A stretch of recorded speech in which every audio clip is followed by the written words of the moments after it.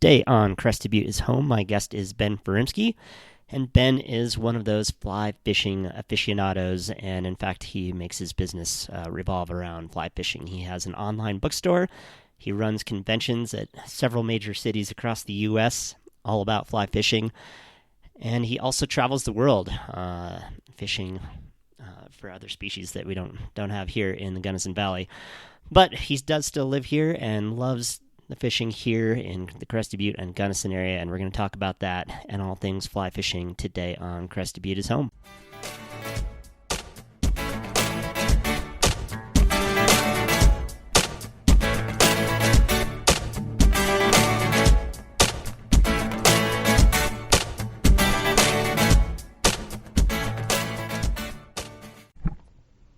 Okay, we're here today with Ben Furimsky. So, Ben, tell us a little bit about yourself, where you're from, all that good stuff. I grew up on the East Coast between Pennsylvania and New Jersey. I've been here in Crested Butte for 21 years now, I think, and work in the fly fishing business. All right, so fly fishing's your thing, and skiing's your other thing, right? So, like, those are your two biggest things? Yeah, I worked in the skiing business, teaching skiing for 28 years prior to this. Oh wow, that was a long time. So fishing. So what's the appeal of fishing for you? For me, it's mostly where it takes you. You know, it takes you to beautiful spots, wild spots, mostly. I mean, I fished some pretty cool urban spots too that are interesting. That you just get to learn about the life that can live right in a city. Most people are walking by and have no clue that's going on, and learning about the environment as well. So how does that compare? Like, fishing's a little bit more sedentary, say, than skiing. So what's the appeal for each of those as they compare with, like, how active they are, I guess? It can be, but I mean, just like skiing, you can take it to a level that's much more athletic, like backcountry skiing, where you're climbing it and skiing it, and you've got risks to evaluate. But the same with fishing. I mean, you could climb down a canyon into a remote spot and have to swim across a river in rapids and push your levels of the challenge on the physical side just as well. But fly fishing in general versus just fishing is much more active. You're casting, and just the act of fishing is much more active than throwing out a bait and waiting for a fish to bite. You're presenting it. You're casting all the time. Bait fishing is for beer drinking. Right, totally. So you've fished all over the world. So talk about some of the places you've been and what you were fishing for there, and then when you're done with that, about how different is it from Crested Butte? Like, how do they compare? Oh, well, that's what I mean about what I like is the places it takes you. Fly fishing and fishing in general, it can take you from the Arctic to the tropics, and I've fished from Alaska to New Zealand and in the tropics and the equator. And I mean, I fished places like Cuba. I fished Argentina and Chile and Brazil, and I'm leaving next week for Iceland. And nice. All different species, different kinds of water, salt water, fresh water, rivers, lakes, whatever. So you get to see different ecosystems in the process. And how different is that? I mean, is it like as different as Nordic skiing versus alpine skiing almost some of the time, or is it still... Much more different? Really? Much more different. In fact, like, I've thought about that, being passionate about both skiing and fishing, and you can go to way more places fishing than you can skiing, because skiing you're limited to mountains and places that have snow for the most part. I mean, right. I guess you could go ski in a mall in Japan, but or China, Abu Dhabi or whatever. Yeah, there's an indoor there, but actually, a cover of the most recent Fly Fisherman magazine is in Dubai, fishing for queenfish right outside the city in the harbor. So, which is a fish that I'd really like to catch, actually. Huh. So you can go the biggest difference is that, you could be in the same sort of environment, like fishing in the same mountains in Alaska where you would ski. You're just in the valley floor, but you're still in that environment. Or you could be on a tropical flat on a remote atoll in the South Pacific, Right. which you're not going to be skiing there. Yeah, totally. That's true. So how does Crested Butte stack up to all these other places you've been in terms of the fly fishing? It's great. I mean, it's, there's places that are obviously more remote, but it is remote and you can get away pretty easily in Crested Butte. You can get into the backcountry. You can fish some of the major rivers and they're still not crowded compared to a lot of major rivers throughout the U.S. at least. And there's ample fish, some variety. We don't have a ton of variety outside of the trout, but you can catch brook trout, brown trout, rainbow trout, cutthroat trout. Yeah. You can fish dry flies, nymphs, streamers all the time. We've got a pretty decent season, especially if you look at the tailwater of having the Taylor or even just driving, to the Gunnison and like the lower stretches. You can fish those year round. So Right. which is one of the more limiting factors sometimes in a colder mountain atmosphere. Is just gets kind of cold to fish. But like this winter, it was great fishing all winter. So how does Crested Butte compare to the rest of Colorado or other parts of the West? We've got good variety. I say that our creek fishing is some of the best. The small streams, we've got a ton of little streams, and So like Brush Creek, or smaller even, or what? Yeah, kind of streams? even anywhere in that. Smaller would be like maybe the Slate on up through some of the smaller stuff. I mean, you go on a bike ride and stop somewhere and look at some of those creeks, you'll start to notice some fish in there. They may vary on size. But almost all the water that you find around here has fish, where if you went to like Telluride, there's less and you run into a lot more acid mine damage. Right. In the streams, you look and you see these orange streams, and some of the places don't have it, or you're in places where they just never had fish in them, so they don't have fish. But here, everything does. It just might vary on the type of fishing you do, the size of the fish, or what kind of trout it is. But they all have it. So Gotcha. if you saw a spot and you're like, that looks good, I'll try it, you're likely going to have success. And there's tons of water. So that really stands out. And then our bigger rivers are not as crowded as a lot of the other places. Right. It would be nice if we had something like the Roaring Fork Valley is pretty similar to here, except they're busier, but they do have the Colorado, which is, one step up from like the Roaring Fork's pretty similar to the Gunnison in our stretch. Right. So they have that little bonus of a big water. Big river. Yeah. Gotcha. So you mentioned that you work in the fishing industry. So what do you do? And tell us a little bit about that. I produce consumer fly fishing conventions. We have 7 nationwide locations. And they run from January through the beginning of March, and it's place for customers to come in and purchase product, book trips, meet the guides, talk to the manufacturers, look at new product, everything that you could think of for fly fishing is. Yeah, see demonstrations, talk to the pros, meet authors. Right. Everything that you could think of for fly fishing under one roof, basically.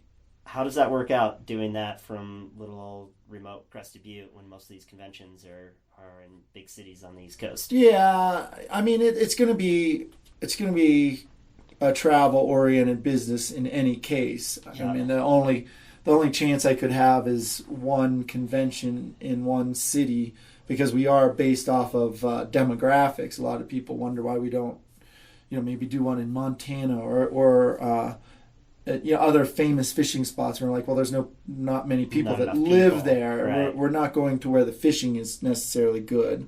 In most places it still is, but we're going for population to attend the events. So I could possibly live in Denver, where we have one, for example, and be close to that show, but I'd still have to travel to the other 6. The challenge for working out of Crested Butte is that travel's just a little more difficult. Yeah. And Yeah. more expensive. So that's the only challenge. Otherwise, it's it would be the same no matter where I was. Right. And you make it work. I mean, that's Yeah, I still work basically for myself. yeah, nice. And you also own a fly fishing online bookstore too. So, Yep. why'd you start that up, and what? The anglingbookstore.com. Well, that's an interesting question, actually. My dad and his business partner started the fly fishing show that I now run, and his business partner had a bookstore. He was actually a wholesaler of books, a distributor, and he had a little. I think it was called Art and Angling. It was a little convention that he held, mostly to sell some books. And my dad was doing another event that was a fly fishing kind of seminar style weekend with some experts, and they met up and kind of combined to form the fly fishing show. And as he continued to do his book business, he had a booth within the shows selling books as a retailer. Okay. And then the show started to expand to the West Coast. He didn't want to travel out of that, and he was also starting to fade out of the book business. And there was a need for the books. It was an asset to the show, and a chance to make some money. And I didn't have much work at the time. They asked me if I was interested in doing that. Okay. I said sure, because he knew I enjoyed books, and asked me if he said he would help me, guide me through the ordering and get me set up on that. And so I did some of those, and then he kind of faded out, and I sort of kind of took over his retail side of the business. Nice. I didn't know that's how that one worked for you. Yeah. So like most fly fishing fans, you tie a lot of your own flies. So why'd you get into that, and what are some of your favorites? Yeah, I would say that's probably one of my most known and strongest aspects of my personal fly fishing. I've designed a number of flies for a number of manufacturers. And I mean, I first got into it because my dad taught me, and it was fun and it was cool and just something to experiment with. But then once you start tying a few flies, you realize that the reward of catching the fish on something you've created is greater. So more reward. And then the other main reason that I do it is I really enjoy the design aspect and the problem solving. So if I'm in a situation where fish are feeding on a certain insect, and I feel there's certain characteristics that they're keying in on, to fool the fish, I like to go home and try to design that fly to match that situation, and then go out and test it and see if it works. So I really enjoy the design aspect. I don't enjoy when I got to sit down and tie like 24 of the same thing. Right. It drives me kind of crazy, because while I'm doing it, all I'm thinking is like, ooh, I want to try to tie this one. Ooh, I want to try to tie that design. Like tweak it a little bit or something. Yeah, but I know I just need to tie a bunch of the same ones. So that's why Right. I actually started designing them for companies that can just mass produce the fly that I've created Once the you've formula done it. for. Huh. A lot of people get into it too to save money, Uh-huh. but in the long run, you don't really save much money. Right. Some flies, but Yeah. you got your time, and I could probably sell all my equipment and buy enough flies to last me The forever. rest of your life, yeah. What's your favorite spot locally? And I'm sure you'll give away your secret stash, but Yeah, that could vary every day. yeah. I mean, it depends on the conditions. It's like asking you your favorite skiing spot. Totally, I mean, yeah. your favorite spot one day could be terrible conditions. You're like, I'm not going there, but somewhere else that could be good. Right. And therefore, it's a different favorite spot. Yeah. Same with fishing.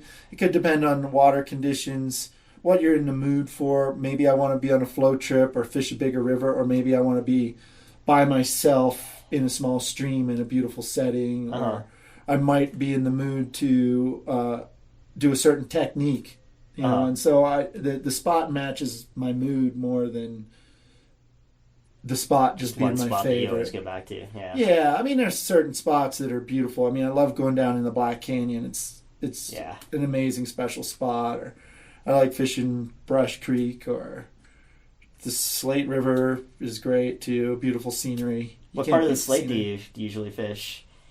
Different spots. I mean, I've gone through stints where I fished the town ranch quite a bit. Oh, okay. It can be challenging there. I like that. It gets pretty technical.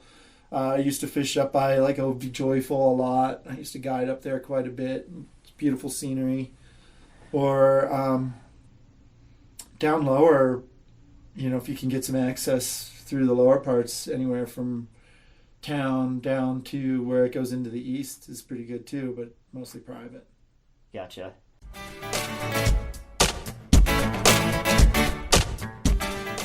Today on the Crested Butte Real Estate Minute, I thought we'd talk a little bit about Almont Real Estate. And Almont is located where the East River and the Taylor River combine to form the Gunnison River, so obviously this is a great spot for people who love to fly fish. And the median price of a home there in Almont is $599,000 over the past 12 months, but there's a very wide range because you can buy a mobile home or a cabin, but you can also look at properties that are several $1 million in the Wilder subdivision, for instance. So if you have any questions about Almont real estate, please let me know. My name is Frank Consella, and my website is crestedbutterealestateagent.com, and you can find my contact info there. And let's get back to the show.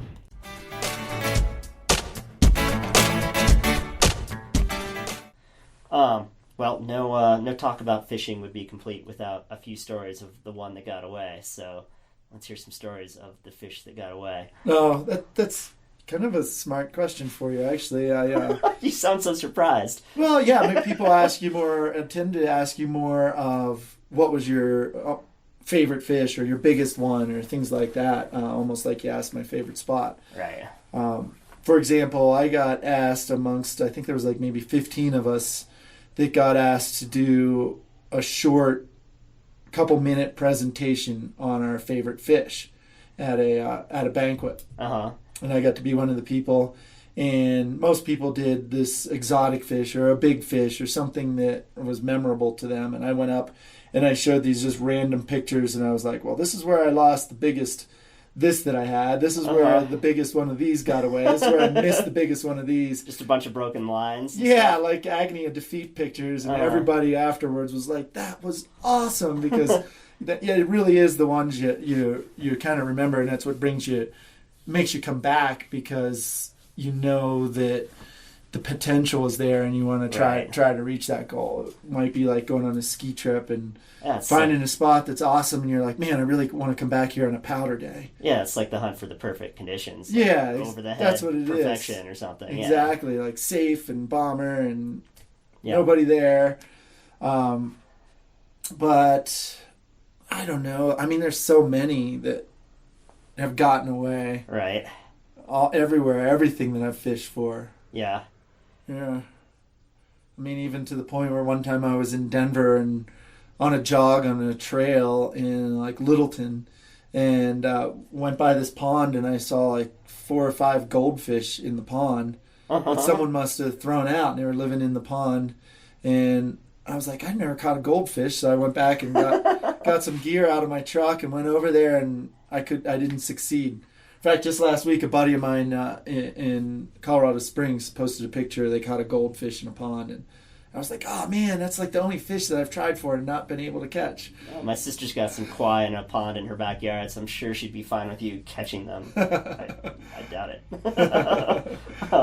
Pet fish. So, all right, well, let's go down this vein again. So what's your least favorite fish then, since you just said that it was... My least favorite fish? Yeah, there's got to be a sucker fish that you just hate or something, right? Or an invasive. Yeah, I was just going to say, I mean, some invasives could be bad, but, I mean, brown trout are technically an invasive species. They're not native to North America and hugely popular. I would say the least favorite fish is the fish that gets in the way of you trying to catch another fish. One great example I have, one of my favorite fish to fish for is permit. Super challenging, very technical, super weary fish. And where are those at? They live on the flats in the tropics. Okay. And they can be in deep water, but you chase them on the flats typically. Okay. And we saw a permit, and I made a perfect cast to it, and he came over to eat it, and all of a sudden I had it eat. And I mean, these are fish that people can chase their whole life, never catch one.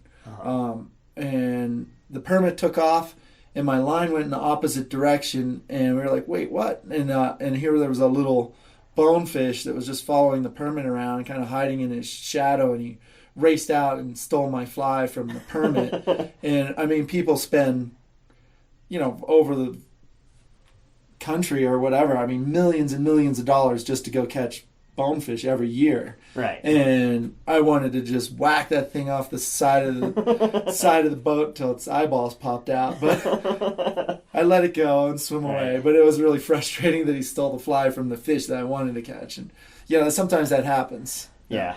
All right. Well, so you get to call Crested Butte his home, and so why Crested Butte? Why not somewhere else? I kind of ended up here by default, like a lot of people, and actually fly fishing is probably what really kept me here, because I came out for a ski season, and it was a good season.